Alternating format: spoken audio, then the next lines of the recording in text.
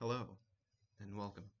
I know it's been a while for most of you, but if you're watching this, it's because I want to make the introductory video for the new world of the new game that I'd like to start. And if you're seeing this, it's because I'd like you to be a part of it. A brief note that I want to say before I start is that this is a brand new game world, completely homebrewed, and even though I've played games before, this is not the same world that I've played in other campaigns. So this is not Neozoikos. We'll get to it in a minute, but even within this world, there's an island that got teleported from another world. That other world is also not Neozoikos. So this is a completely brand new, completely original plane of existence. However, I, there will be points in the continuity where in the multiverse of things, things that happened in the world of Neozoikos did happen in the same like multi-universe timeline. However, that was 1,000 years ago. So there's only going to be very few and vague references to the events of that story, but they will be there for anyone watching. Um, Looking right here at what we can see, this is the entirety of the world map. Um, from left to right, set to scale, the entirety of this map is to be almost a one-to-one to the size of the continental United States. Each individual square is approximately 50 miles. So where this does look like a collection of tiny islands, they're a little bit larger than what you would think at first glance. Um, so just to give a start on what this world is like that the game setting will be based in, I'll start over here with this is one of our two major kingdoms, the Kingdom of Iskal. Um, the entire eastern side of the planet is kind of like how our planet is from like north to south. So, but instead it's east to west. So the eastern side is where it starts getting colder. And the Kingdom of Ishkal is one of the major cities up here in the northeast. It has its neighboring common folk kingdom, that's Coldgate. The areas below it, this land, because the weather is so fierce and so rough, the only plant life that grows here is just basic corn and wheat and potatoes. There's not a lot of resources here, but it's good enough that people can live and thrive, but there's not a lot. Going one island below that, we get these islands, which is mostly the Appleglade Islands. These islands, completely rush forest, still pretty cold though, and though it's filled with trees, the trees only grow apples. Then, if we go one below that, we get this the Everdark Forest. What's unique about the Everdark Forest is that all of the trees on the surface level do not bear fruit. And all of the trees, the way they branch out, all of the leaves try to soak up as much sunlight as possible because on the underneath, the trees grow just as luscious but upside down in the underdark. And the trees are even bioluminescent. So when you're in the underdark and you look up and you see the inverted trees growing the other way, the trees are now producing the same amount of sunlight that they were absorbing in the actual sky above. And this is where the Underdark goes pretty much across this whole area. Next, there's these like little Gemini islands, um, mostly temperate or warm enough compared to like the rest of the area on the East Coast. These two twin islands have this unique magical effect that if anyone goes there and becomes pregnant, you're promised that you will have twins. So for the rich and the wealthy that they know they want to have a bunch of kids, they go to these islands to procreate to have twins. So twins in this world is very, very common, especially among the higher class or the more wealthy that can make the trip and go out here. And as such, the people that live here have essentially kind of turned it into a vacation resort island for similar for such activities. If we go here, this island, the Grave Sands is this massive desert that's here, and this has a magical effect that's similar to most like elephant graveyards. Something about this desert, it sends the signal to animals that this is the place you come to die. So animals from all over, if they can make the travel, mostly birds, um, but of the few woodland forests, the animals migrate to these sands to die. As such, the culture of the people that live here, or this is where you'll find like schools of necromancy. They study and worship the god of death because this is like where things come to die. So where better to study it than here. Um, if we go up to this island, this ring of mountains covers another desert. But what's unique about this desert is that literally demons seem to almost climb out of hell and climb through the desert sands to invade this realm. As such, the people that live here in the mountains, that are called the Hell's Gate Mountains, there's an opening to the east and the west to which there's these almost militaristic forts of a volunteer force of people that just defend the realm against the demons that are trying to invade. If we we'll go over here. Another island with a desert. This desert has a lot of caves that produce fairly common materials, mostly copper, lots of copper. But there are other materials in the mines. It's not very populated, but scarcely populated. Going down here, this island, the big city here is the Gold Sun City. This city seems to be under this almost magical dome that once you step inside, you are supernaturally blocked from feeling negative emotions such as anger or hatred. And if you have any ill will towards a person, you supernaturally can't think about it while you're inside this city under this magic dome.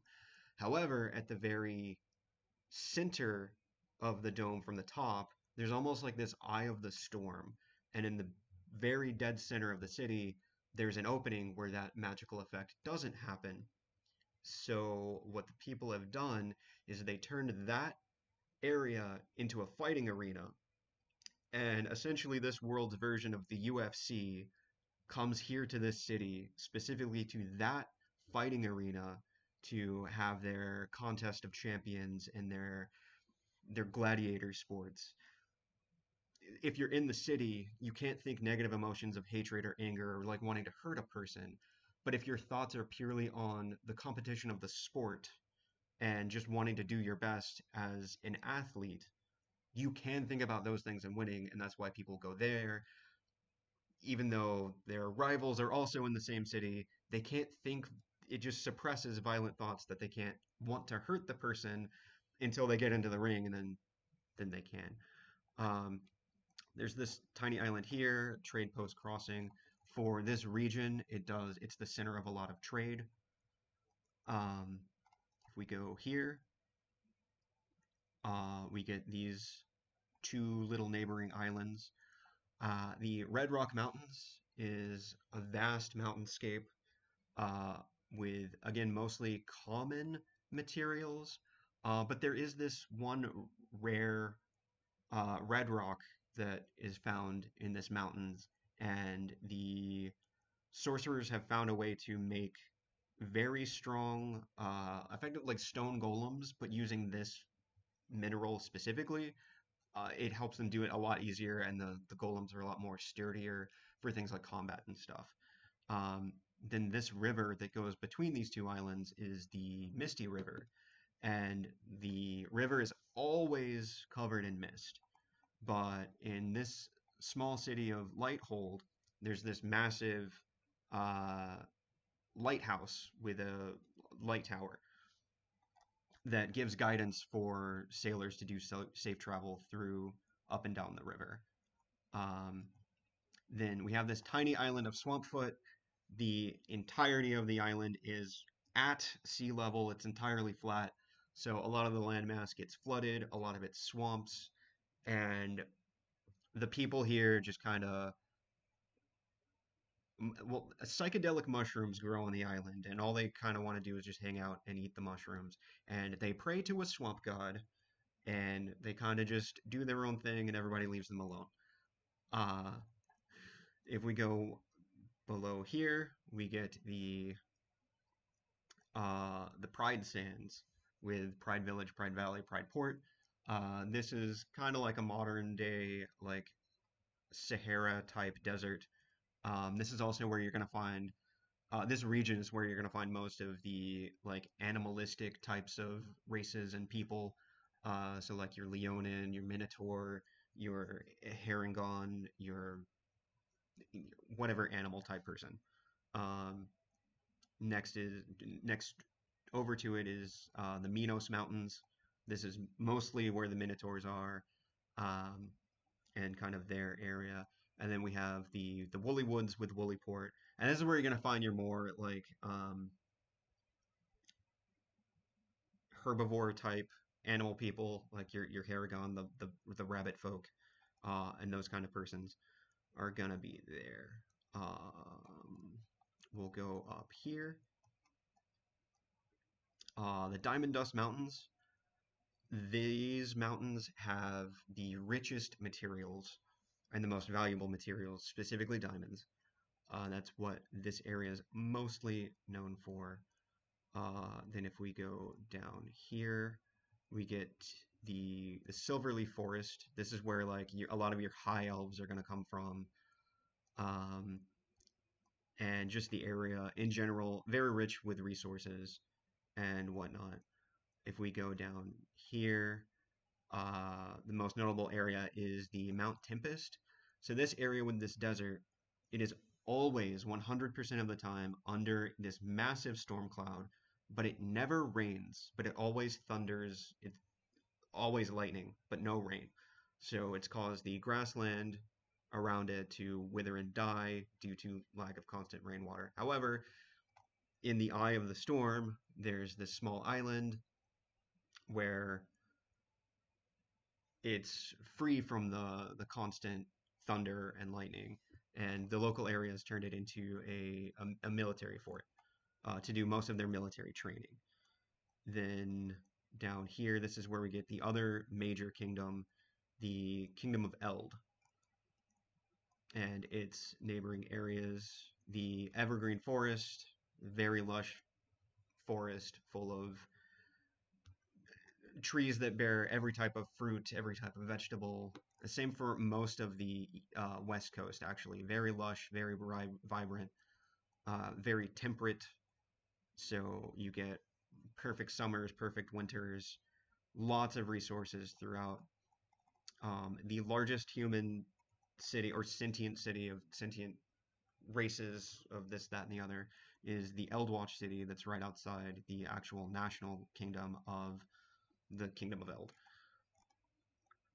However, a unique thing happened on this world where 500 years ago, an entire island appeared out of nowhere, and that is New Hope Island.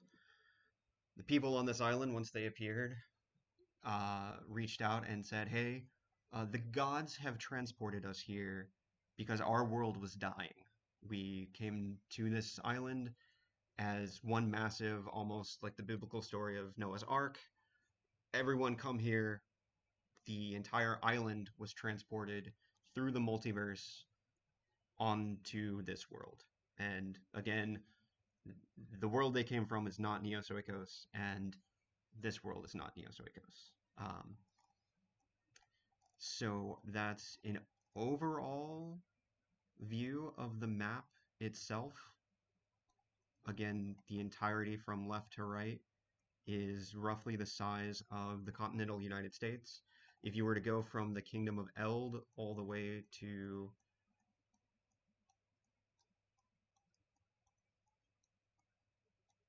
the Kingdom of Iskal, it would roughly be the difference of going from Augusta, Maine, all the way down to San Diego, California.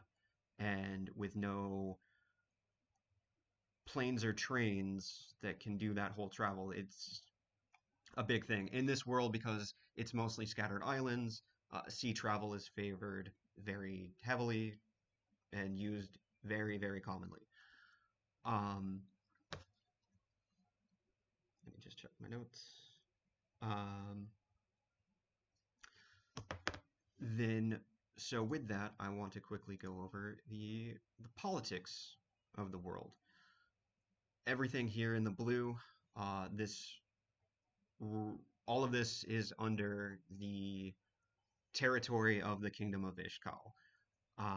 Everything from the plains that grow the wheat, the corn, the potatoes, the forests with all the apples, the grave sands in the desert and the necromancer, to include the Hellgate Mountains where the demons pop up. For military practice, the Ishkal Kingdom will send their soldiers over to the Hellgate Mountains to have them literally fight demons as a military training. Um, Everything in black is the neutral area, from the Copper Sands to the Gold Sun to Red Rock, Lighthold, the Animal Folk Islands, and the Underdark Islands, along with the Gemini Islands as well. And the Kingdom of Eld controls the entirety of the West Coast. So everything from their kingdom, they claim the New Hope Island that got transported from another world, and all of these other islands that produce vast, vast resources. Um, Another thing that's going to be very big in this world is the influence of the gods of this world. Um, as a homebrew thing, I have made, for this world specifically, there are three very unique gods that are entirely homebrewed. So there's Raza Eld, the god of sun and fire. This god is most commonly worshipped in the Kingdom of Eld, and that's kind of his reign, his area. Then Kalish Ka is the god of cold, wind, and ice. He is the most common god of worship in the nation of Ishkal. And then the unique god of death, the Silent One. A lot of the people that practice necromancy, they will worship him. And a unique thing about this version of the god of death is that he never speaks to his worshippers, his followers, his high priests and clerics. He only appears and gives his followers visions. He never speaks with words, and that's why he's referred to as the Silent One. Other major gods that are worshipped in this world are, and these are from canon Dungeons and Dragons sources. From Neozoikos, I've used these gods before. Bahamut, the god of justice. Melora, the god of nature. Coralon, the god of light and magic. In this world, they don't know of Pelor, so I'm using Coralon as he does have a domain of light. He is your traditional divine celestial type of god in place of the more common like Pelor. Whereas the Raza El, the god of the sun, is viewed as more of like a fire god and not necessarily light. So as the god of light, it's instead Coralon. three others from D&D sources that I like and will be using is Istis, the god of fate, the goddess of fate, Celestian, the god of stars. He's also the god of travelers and people that just want to wander about. And then, of course, the god of hell himself, Asmodeus, the god of power, lies, and of course hell. Um, and a neat lore note that I'll put in is that desert, the one where the demons pop up from hell. Um, those are actually demons that are escaping hell, and for those that worship Asmodeus, he'll try to get you to go over there to slay those demons as they're running away from his domain and they're supposed to be his. Um, then, as additional gods, in addition to the gods, um, there's also been three Archfey sisters who have invaded from the Fey realms and are almost posing as gods, and they're trying to steal the worship of the gods. The three are these are also homebrew that I've completely made up, but I wanted to throw in these archfey that are just coming in to steal worshippers. So there's Sylvessa, the goddess of growth, nature, and reproduction. Not necessarily the goddess of sex, specifically the goddess of reproduction, and specifically if it causes birth and growth. Um, Etheria, the goddess of water and sea travel. And then Sophene, the goddess of mischief and shadows. Uh, these three, when they come in, they're actually bestowing to their followers greater boons and benefits than the traditional gods normally do. A lot of the other gods have, um, they don't interfere too much with normal mortal society. They do have their ways of getting around it. They do give their followers this, that, and the other, but only to a small degree, as the gods are not supposed to directly interfere with the way of things. And a special note with that, for the god Bahamut, the dragon god of justice, for the past 1,000 years, his voice has become quieter, and only the highest of the high priests hear whispers from him directly. And it is under the impression of the mortals of this world that Bahamut he did something 1,000 years ago, and the other gods are kind of on him to stop interfering so much with mortal society. However, these three archfey, not bound by such tenets to the divine, and full on greatly interfering with mortal society and giving their followers whatever they can as long as they kind of steal that worship from them.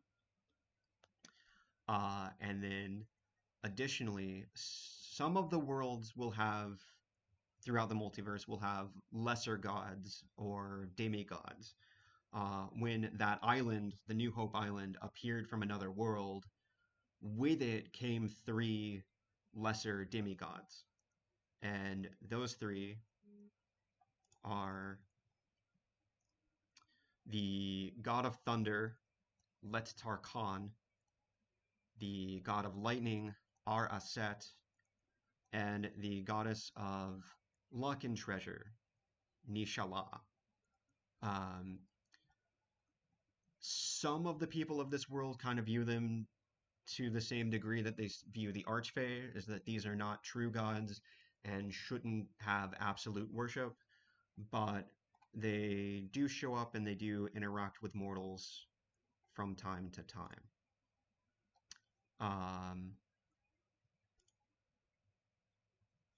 Let me check the notes. So now with that, for this campaign in the world, where I will have everybody starting for character creation The origin of our story is going to take place pretty much in the center of the map, in the city of Lighthold, the city with the big light tower to help the ships coming and going through the Misty River. Um,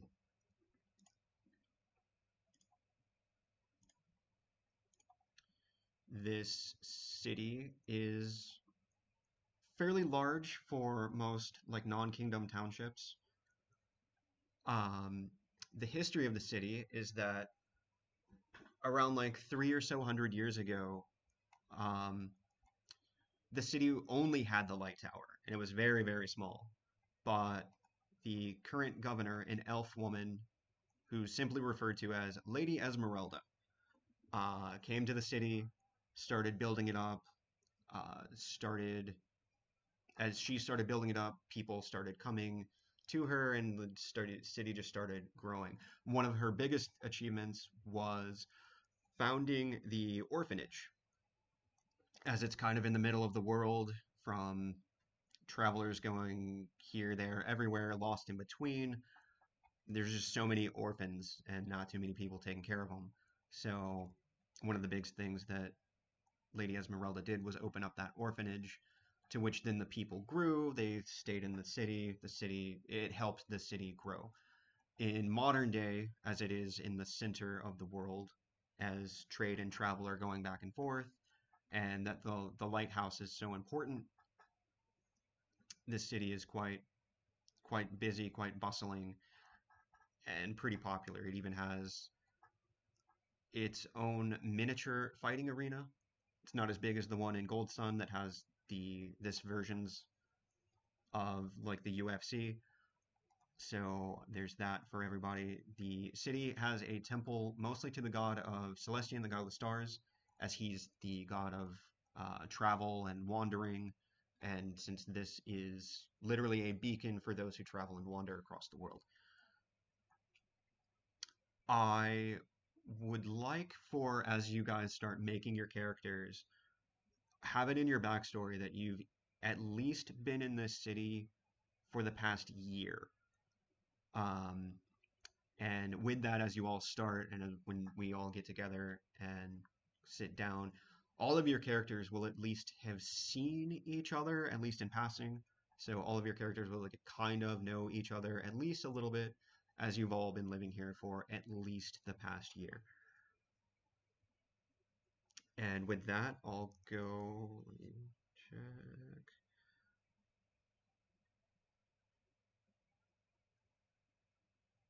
I'll go straight into character options and character things. I would prefer if no one was an evil character. I'd prefer like you all to be good guys. You all want to be adventurers. We all will be starting at level one, brand new adventures, starting from scratch.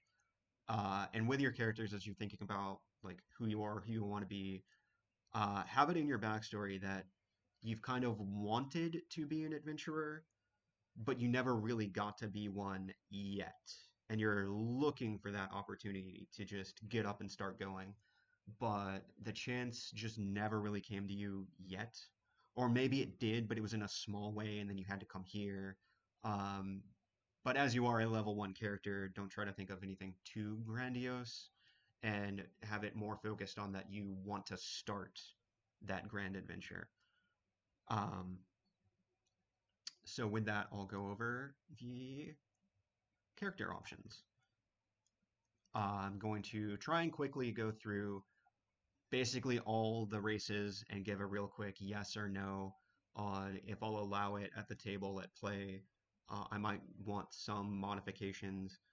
Um, what I really do not like flying in games that I run.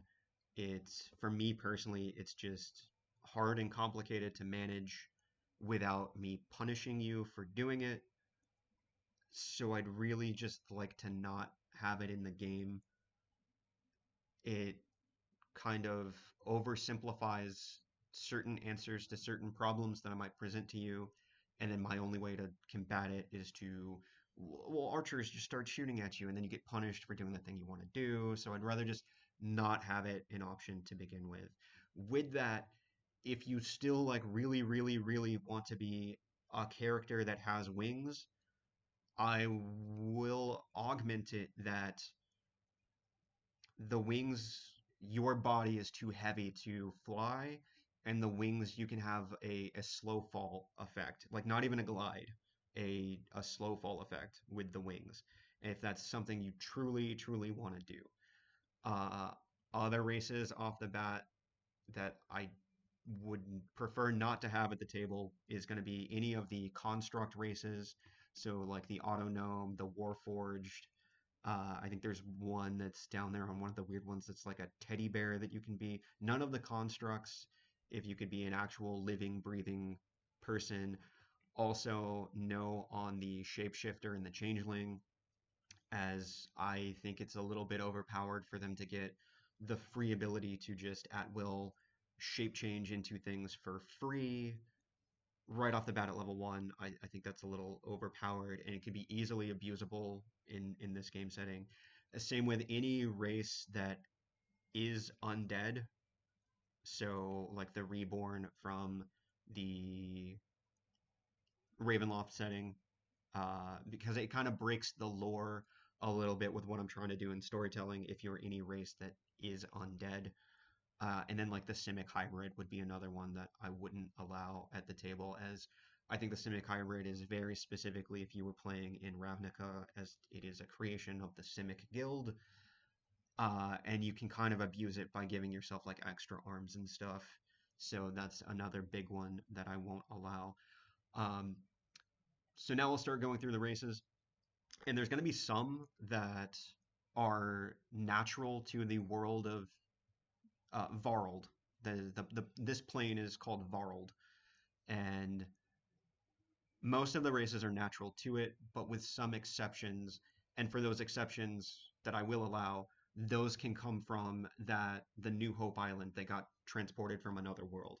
That can be where these almost alien races come from. But the island has been on this plane for the last 500 years, so the races are common enough at least to where like the regular person at least knows of your existence, or they're like, oh, I've heard of that before. But you are going to be rarer compared to most.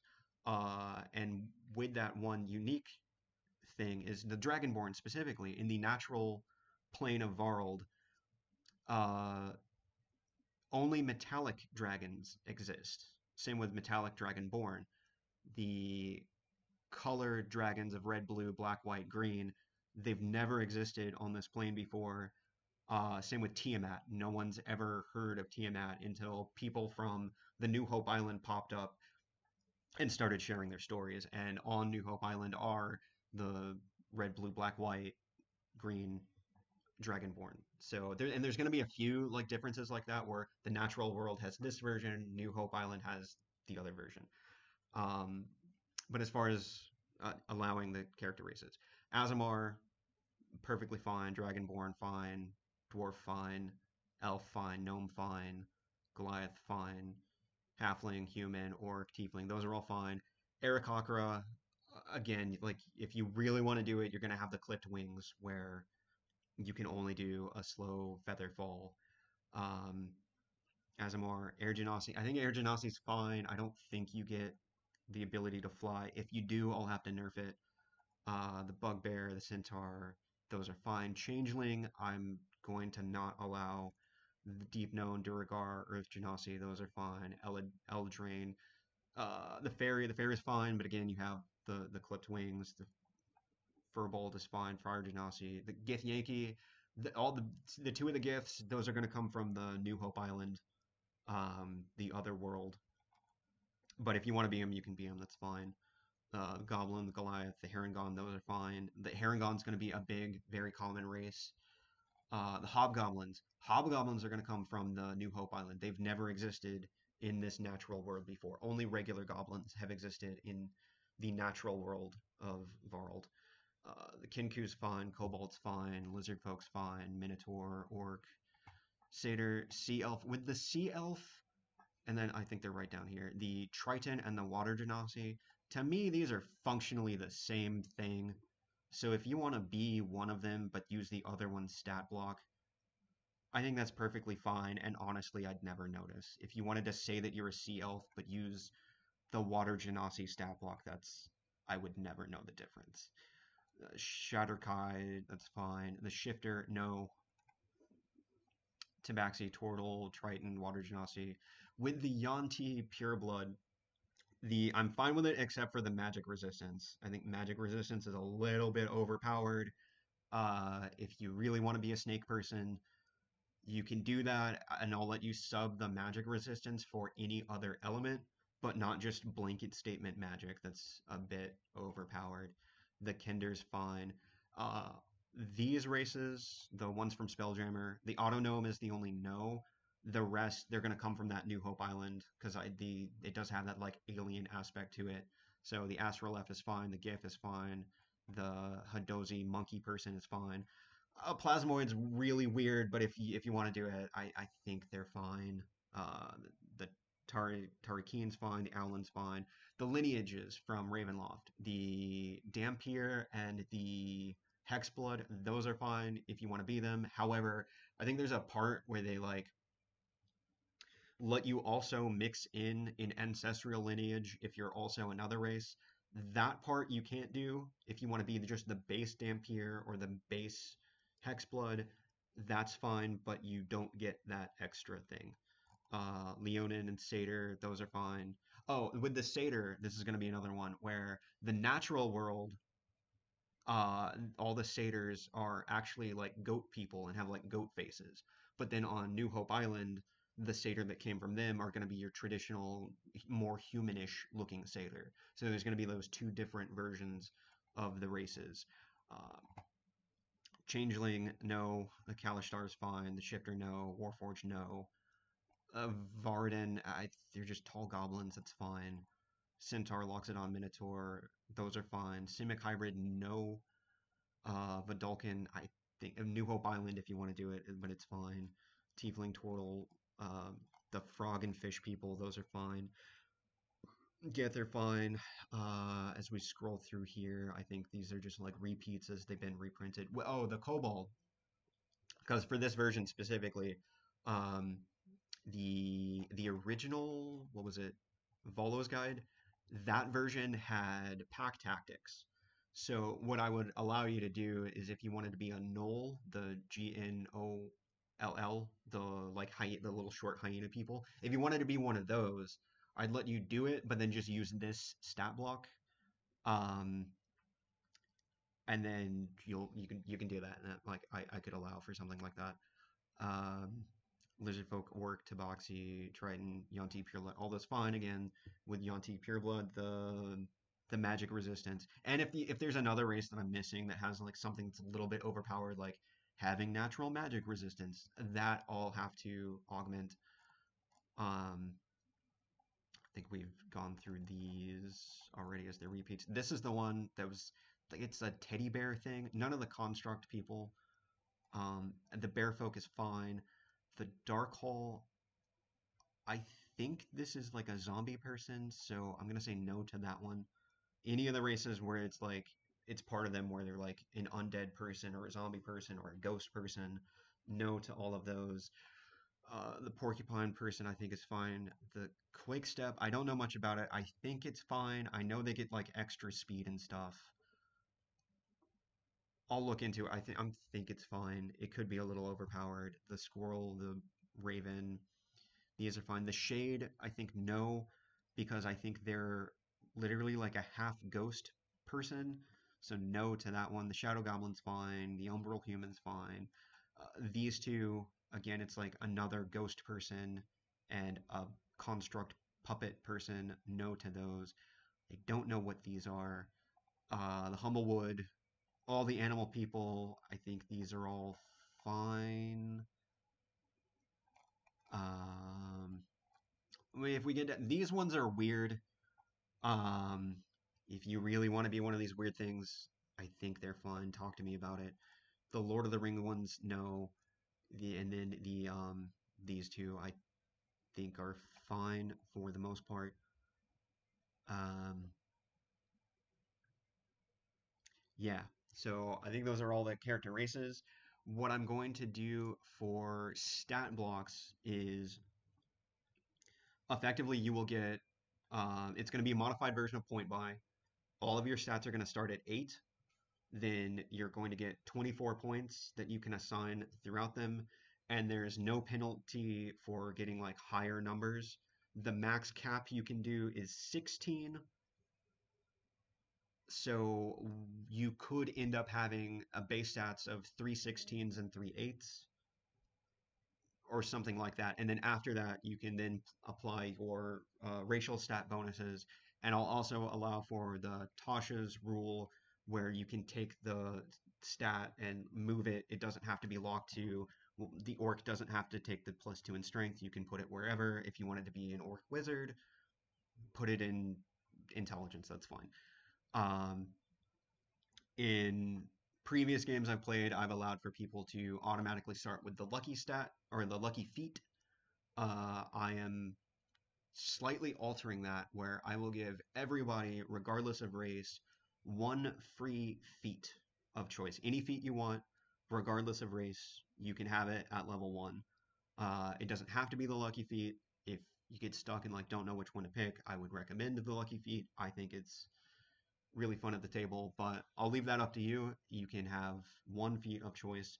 And then this also means if you pick variant human that gets a bonus feat, you'll get 2 feats that way. But with the Tasha's rule where it lets you move the stat, the variant human only gets a +1 and a +1. So not a +2 and a +1. So you'll get, if you did pick variant human, you would get the +1 and the +1 wherever you want. And then the bonus feat that comes with variant human, and then the bonus feat that I'm giving you. So you could have 2 feats that way if you don't want to be like a cool demon person.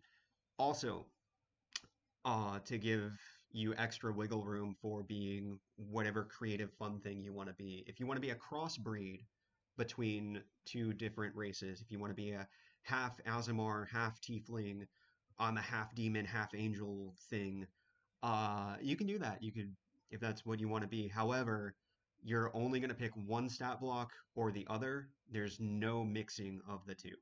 If you wanted to be uh, half orc, half astral elf, sure, that sounds cool. But again, like you're either picking the orc stat or the astral elf stat. You no mixing of the two.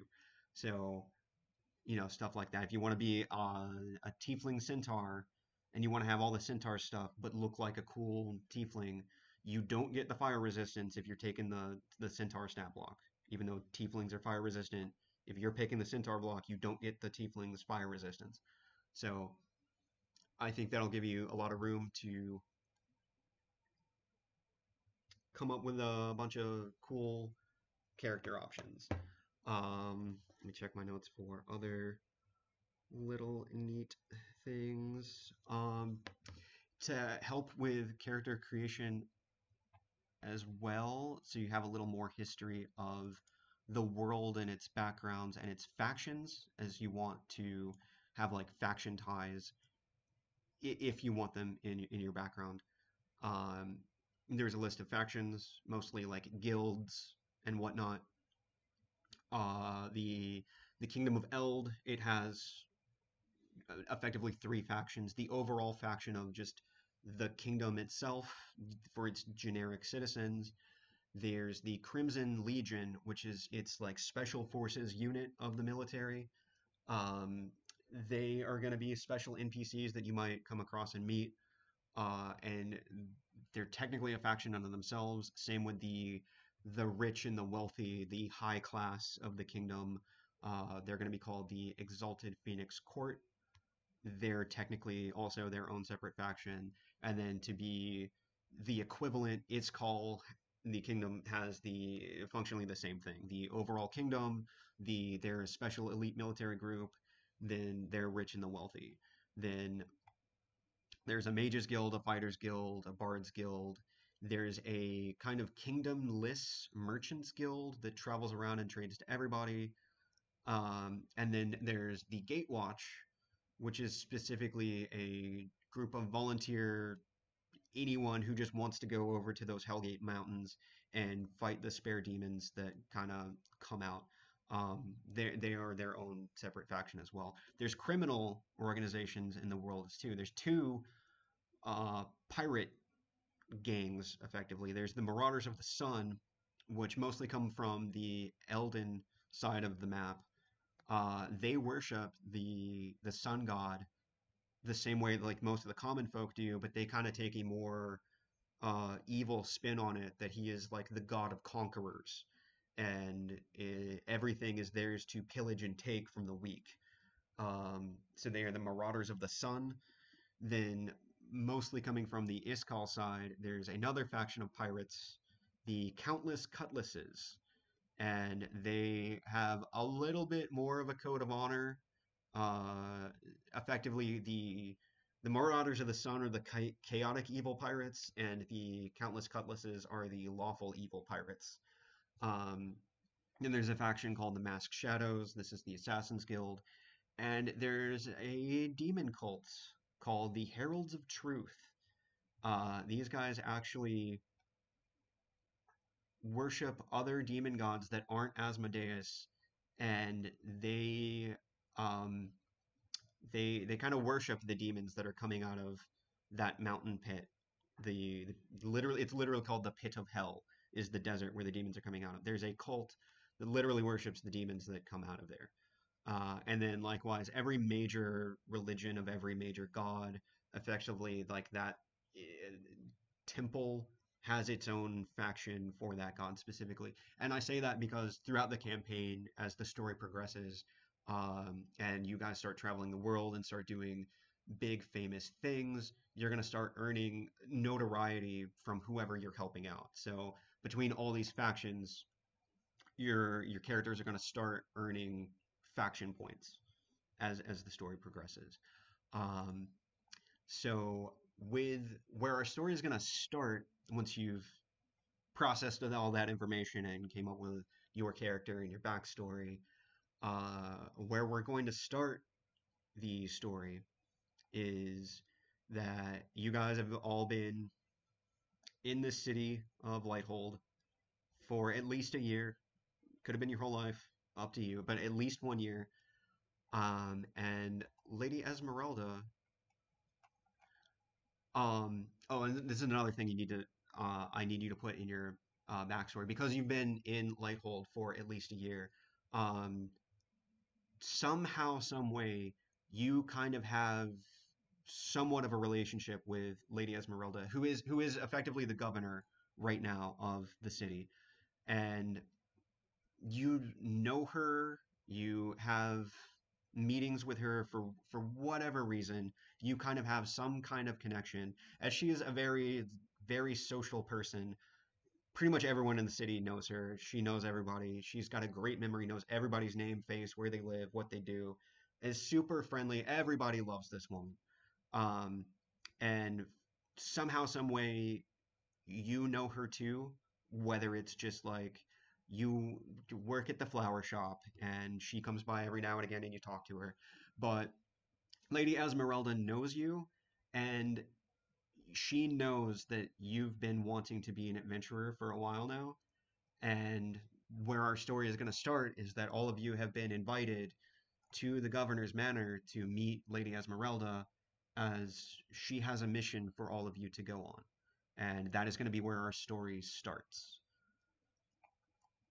And with that, I'm also going to kind of need that when you guys form as your group and your party and you all start meeting together and going on adventures, that the party has like a team name or like your party name.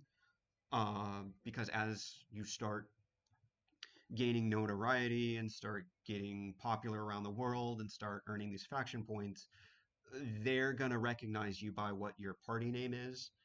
And when Lady Esmeralda goes to send you off on this first mission, if you guys need help with what a name is, Lady Esmeralda is, she herself is 600 years old. And in her 600 years of age, she has done anything and everything. She once upon a time taught at the Magic College. That's there's one over in Eld that's called the High Spire Peak, where it's the tallest mountain in the world, and that's where there's a big magic school. Hundreds of years ago, she was a magic teacher there. Then 200 years ago, she was a big adventurer, and she had her own adventuring group, and the group was called the Chosen Few. And even though she's kind of retired from adventuring now, she'll do it if she has to, if something big enough happens. But right now, she's kind of retired from adventuring. And if you guys need a adventure party name, she will allow you to use her old adventuring name, the Chosen Few. And I hope that's enough for any of you that are watching this that are gonna join the game and start. If you have any questions, feel free to reach out to me. Uh, I'm making this video mostly to speed up the process for a session 0 so that hopefully when we do start, we can kind of just jump in and go. I hope this helps, and I hope we have fun.